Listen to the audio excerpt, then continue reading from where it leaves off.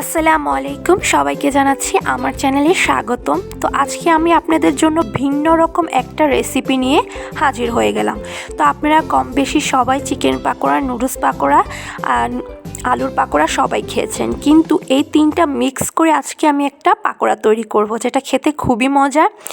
তো আমার এই রেসিপিটা দেখার জন্য ফুল ভিডিওটা দেখতে হবে। আর যারা যারা আমার এই ভিডিওটা দেখছেন, অবশ্যই এই ভিডিওতে একটা লাইক করে দিবেন আর সাবস্ক্রাইব করতে একদমই ভুলবেন না, কারণ আপনারা প্রচুর কিপটা একটা সাবস্ক্রাইবও করেন না, লাইকও করেন না।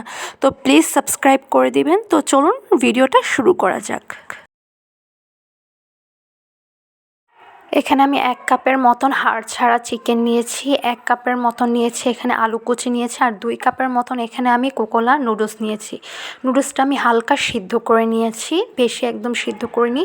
তো এর মধ্যে আমি দিয়ে দিব 1.5 টেবিল চামচের মতন আদা এবং রসুন পেস্ট,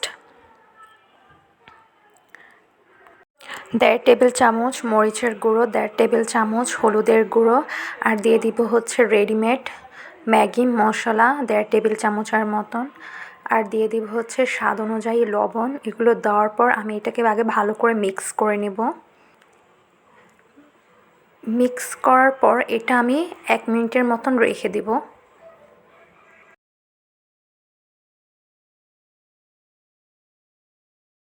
তো আমার 1 মিনিট হয়ে গেছে। এখন এর মধ্যে দিয়ে দিব হচ্ছে 1 টেবিল চামচ পেঁয়াজের কুচি, মরিচ কুচি, ধনেপাতা কুচি, আর 1 টেবিল চামচ হচ্ছে লেবুর রসটা দিব। আর যে যেরকম ঝাল খান সে অনুযায়ী ঝালটা দিবেন। আর এখানে 1 টেবিল চামচের মতন বেসন আছে, যেটা আমি এখানে দেব। আর আধা টেবিল চামচের মতন হচ্ছে ধনে গুঁড়ো দিয়ে দিব। তো এখন আমি এগুলো সব একত্রে দিয়ে দিচ্ছি।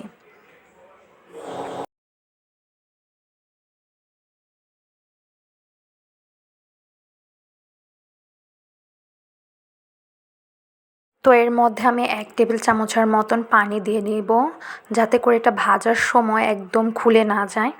তো এটা এখন ভালো করে মিক্স করে নিচ্ছি। এটা মিক্স করার পর আমি একটা ফ্রাই প্যানে তেল গরম হতে দিয়েছি। তেল পরে গরম হয়ে যাবে, তখন চুলাটা একটু কমিয়ে দিবেন। তো আমি এরকম বড়া শেপ করে নিয়েছি। এখন একে একে করে সবগুলো আমি এর মধ্যে দিয়ে দিব।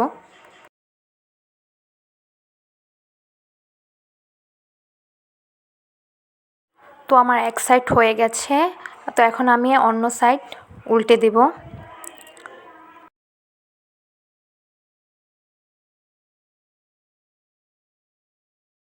তো আমার 2 পাশ ভাজা শেষ, আর দেখতেই পারছেন কালারটা কিন্তু খুবই সুন্দর হয়েছে। তো এখন এগুলোকে আমি একে একে করে সব নামিয়ে ফেলবো। তো আমি আপনাদের একটু ভেঙে দেখাচ্ছি জিনিসটা ভিতরে কেমন হয়েছে। এটা বাইরে দিয়ে খুবই ক্রিস্পি আর ভিতরে একটু নরম, তো খেতে ভালোই লাগছে। তো এরকম যদি আরও রেসিপি আপনাদের দরকার হয়, তাহলে অবশ্যই আমার চ্যানেলটি সাবস্ক্রাইব করে দিবেন। তো সবাই ভালো থাকবেন, সুস্থ থাকবেন। আল্লাহ হাফেজ।